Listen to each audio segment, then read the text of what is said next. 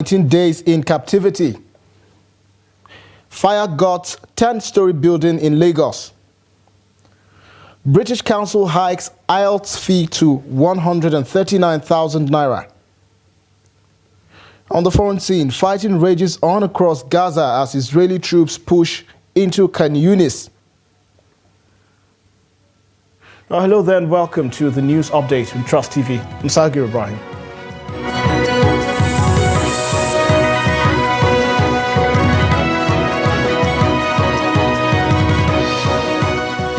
Hello and welcome once again. The four remaining siblings of late Nabiha al-Qadriya, abducted recently in Abuja, have regained their freedom. The girls reportedly arrived at their Abuja residence to the joy of family members escorted by some security operatives.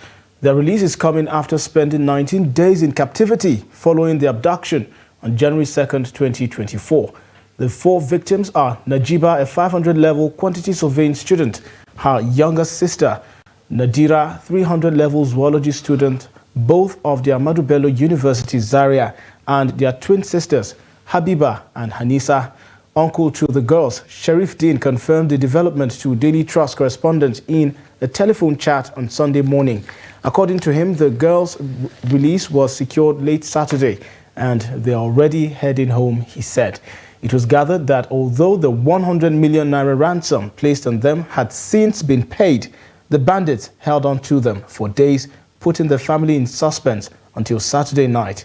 Earlier in a statement signed by Sharifuddin Al-Qadriya, the family thanked Nigerians for standing by them during this trying period.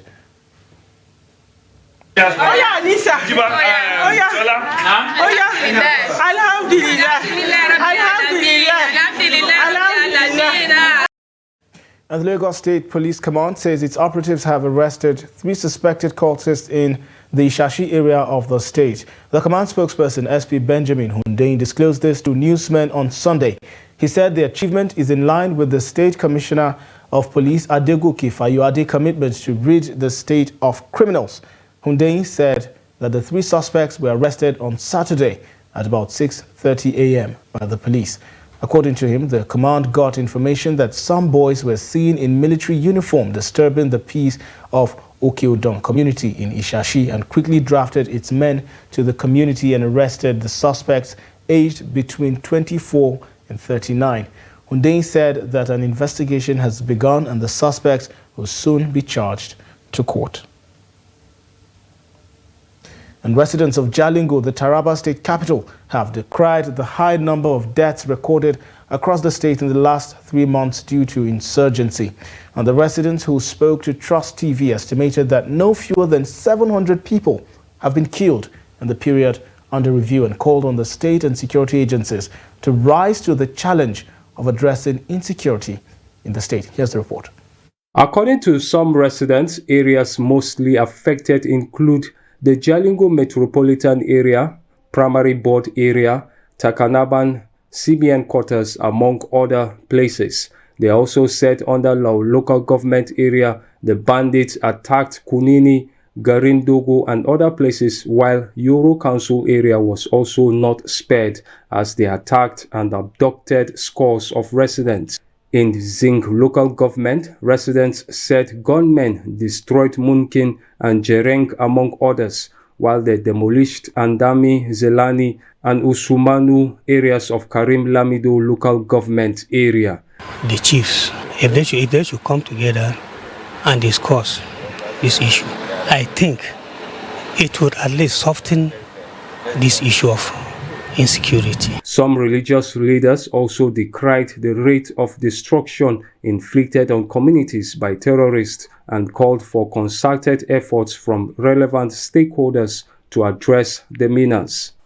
But in our own case here, no major is taken. Don't be surprised, even you can find some security operatives even discussing these challenges openly among them. So there maybe the political class are the ones who are not aware of it, or they don't have the political will to take the situation, to tackle the situation. The imams, the church, the mosques must come together. Let me ask you, my brother, how comes that when we are pagans, we don't have this problem?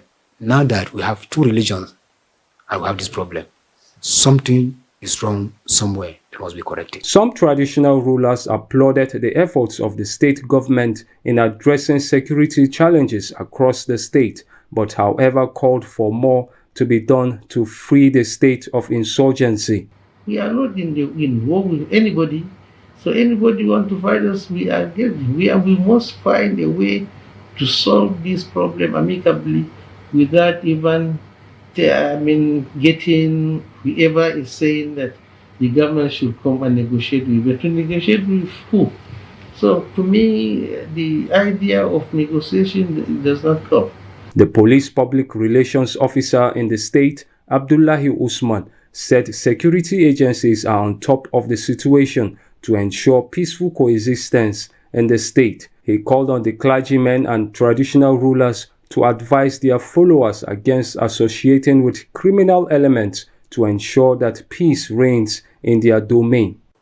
When you talk about many things happening within the state and tribe in general, I want to tell you that we had reported cases of kidnappings and robbery, in which, on receipt of all these incidents, which are very ugly in nature, stakeholders are unanimous in their belief that with the support of everyone, insecurity will be reduced to the barest minimum.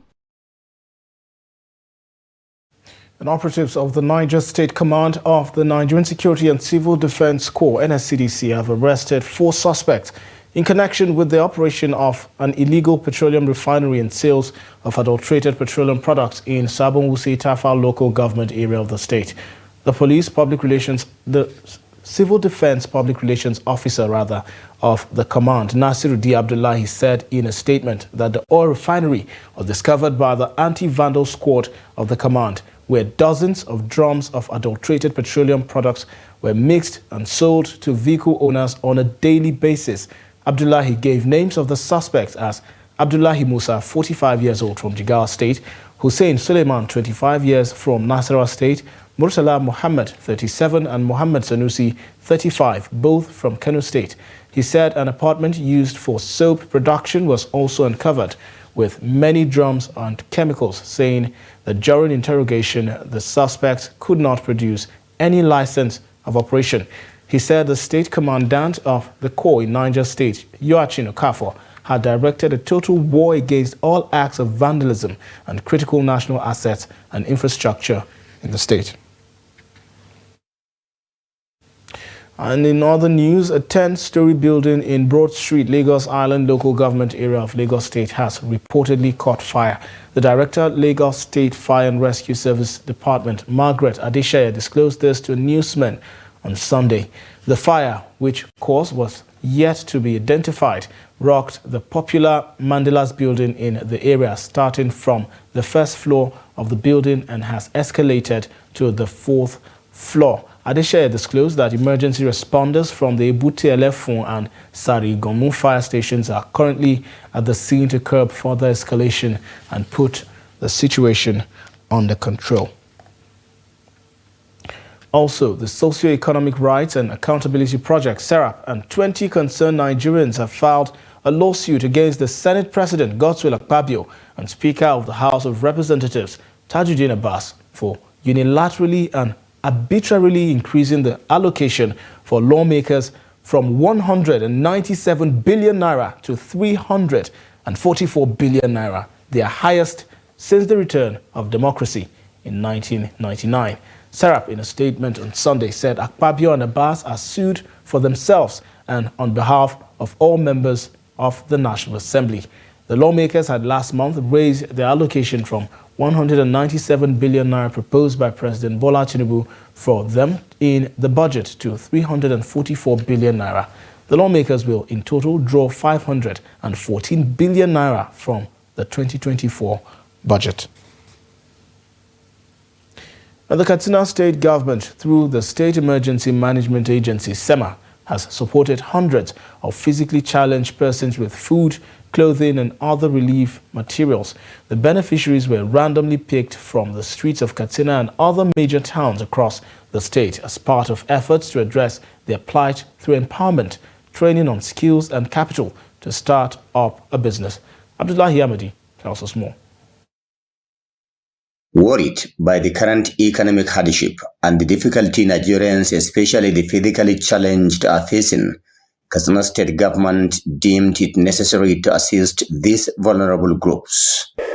We have over 200 beneficiaries, both males and females. They are being selected, some of them from the street. We want to make them happy. We want to bring them into the society so that they will understand and know that the government is doing everything possible to make them happy.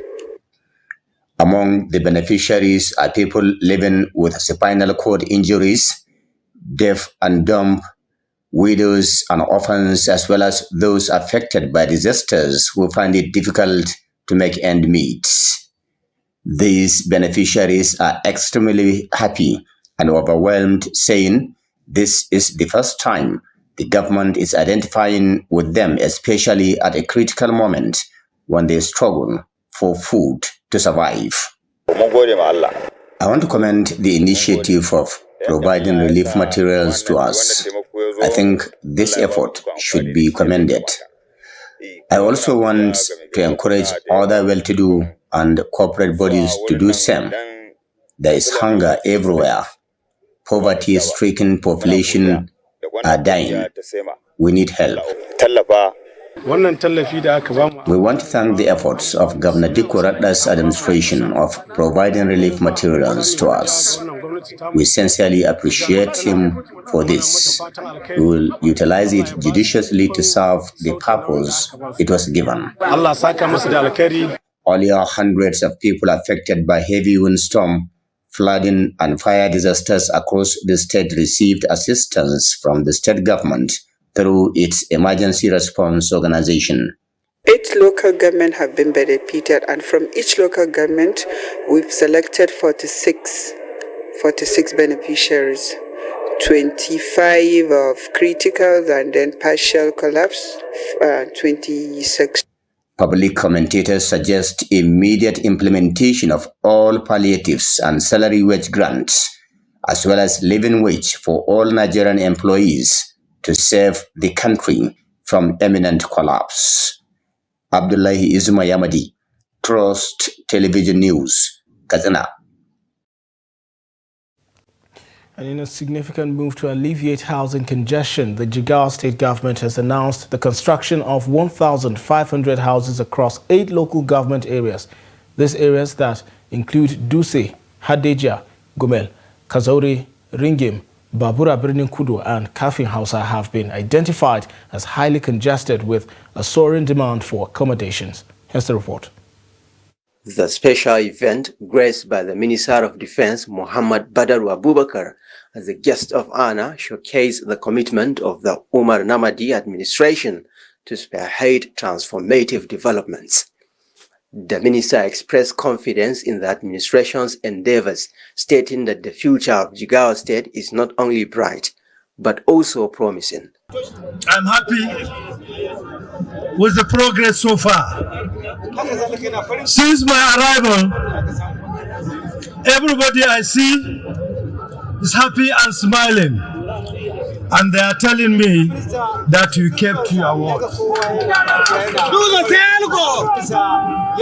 We have done well.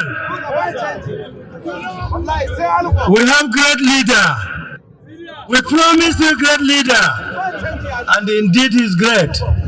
He has delivered to the mandate, and this is a small portion on what he will do. Governor Umar Namadi, addressing the crowd, emphasized that the housing projects will be funded by the Jigawa state government. He, however, said that plans are already in motion to involve development partners through a public-private partnership for subsequent phases of affordable housing construction. This strategic collaboration aims to address the growing needs of residents in the state. Inshallah, we shall continue to build the houses across the state as long as the need arises and as long as we remain in government, inshallah. We shall be able to make houses affordable and accessible to the people of Jigawa State. This project was part of the campaign promises and commitment we have made to the good people of Jigawa State, which was also captured in the development plan of the state, codenamed the 12-point agenda of this administration. The ambitious housing project signals a proactive approach by the Jigawa state government to tackle the housing crisis in densely populated areas. You're watching the news update in Trust TV. More news after the break. Thanks for staying with Trust TV. You're watching the news update. Now here's a recap of our top stories. Al-Qadriya sisters regained freedom after 19 days in captivity. Fire guts 10-story building in Lagos.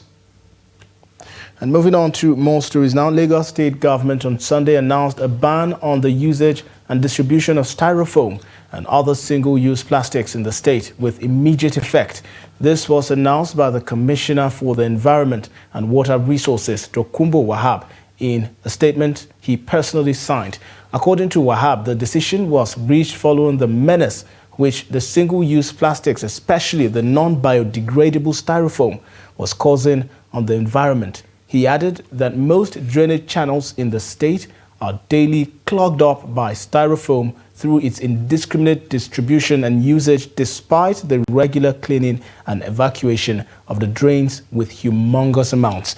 He reiterated that the larger chunk of littering across major roads and markets which Lagos Waste Management Authority (LOMA) contends with daily is made up of styrofoam. The commissioner added that the state government cannot fold its hands and watch the continued desecration of its environment, especially for a coastal city. He has subsequently directed LOMA and the Kick Against Indiscipline to immediately commence the implementation of the ban. And Gaya is one of the first-class emirates in Kano State and one of the oldest domains even before the establishment of the metropolitan areas of the ancient city with old historical background. But despite its long history as a trading hub in addition to its farming population, Gaya town has no single commercial bank at the moment. Our Trust TV's Salim Ibrahim, who speaks with some residents of the area, just us more. Gaya is one of the first-class emirates out of the 5 in Kano State and one of the oldest domains even before the establishment of the metropolitan city areas. The ancient farming community and trade route for centuries sits at the southern part of Kano. It has an area of 613 kilometers square and a population of over 200,000 in the 2006 census. Gaya is the oldest and most significant site in Kano's history and precedes the foundation of Kano itself. It is believed to be the origin of a man named Kano, who first settled in the present Kano State on his search for ironstone. The earliest known settlers of Kano were known as Abagayawa. Historians have posited that Gaya town had been a rich traditional and cultural hub for the Hausa people long before Kano was established as a city-state. However, for over 20 years now, the local government area cannot boast of a single commercial bank. To gaskiyar magana babban matsalar take damun mu na rashin banki, ma'aikatan mu da manya da ƙanana wajen biyan albashi ko wani payment in za a biya kuɗi dole sai ka tafi akalla ka tafi ka tsallaka wata local government din kafin ka samu kuɗin ka. So muna fata da Allah inda dama a sa ai kokari a samu mana da banki domin mu ma mu samu sauki wajen karɓar haƙƙin mu na ƙarshen wata. Magana banki muke magana akan karamar hukumar Gaya ba mu da shi tun a zamanin Obasanjo farkon mulkin sa aka rufe mana Sabana bank muke cikin halin ba mu da bankin a yanzu. Ni da kaina ina da wani guri na wanda yake kwadayin. And the British Council in Nigeria has again increased the fee for the English language testing system examinations by 29%. According to a notice published on the Council's website, applicants will now pay the sum of 139,000 naira for the computer, academic and general training modules from February 1st, 2024. The examination is widely accepted globally by non-native English speakers as evidence of their language proficiency. The Council blamed the change in fee on the hike in the costs of conducting the examination. On the global scene, fighting rages across Gaza and Israeli troops push into Khan Yunis as units raided the West Bank on Sunday after Prime Minister Benjamin Netanyahu rejected calls for post-war Palestinian sovereignty. There were reports of gunfire, airstrikes and tank shelling in Khan Yunis, Gaza's main southern city. On Saturday evening, thousands of Israelis demonstrated calling for the return of hostages held in Gaza and early elections to oust Benjamin Netanyahu.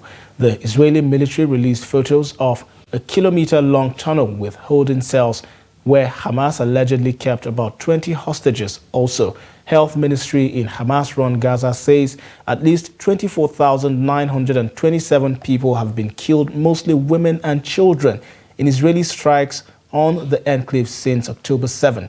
Israeli officials say 1,139 people were killed in the Hamas-led October 7 attacks in southern Israel. While militant fighters took some 240 hostages during the attack, and 136 are still in Gaza, according to Israeli figures. And in sports now, the Super Eagles of Nigeria will hit a major milestone when they face Guinea-Bissau on Monday in their last group match of the Africa Cup of Nations in Abidjan. Beyond making a conscious effort at reaching the knockout stage, the game will be Nigeria's 100th Africa Cup of Nations match since the maiden 6-3 loss to Egypt in Kumasi on the 24th of November 1963. Thus, Nigeria will be the fourth team after Egypt with 109, Ghana with 104, and Cote d'Ivoire with 101 total AFCON matches played. Super Eagles defeated the host Ivory Coast on Thursday and will trade tackles with Guinea-Bissau in the last Group A game on Monday at 6 p.m. And finally, Nigeria's Temitope Adesina has set a new national record in the women's high jump event. Adesina created a personal best of 1.96 meters at the Corky Classic in Texas to eclipse the national record set by former African champion Doreen Amata in the outdoor 1.95 meters and indoor 1.93 meters since 2008. The 25-year-old freshman from Nigeria did not only break the national record, but her school record took the National Collegiate Athletics Association lead and claimed the world lead. She is tied at the number 3 NCAA mark. And that wraps up the news update at this hour. Do well to follow us across all of our social platforms and join our live stream on YouTube for more news, programs and documentaries. I'm Sakir Ibrahim. Thanks for watching.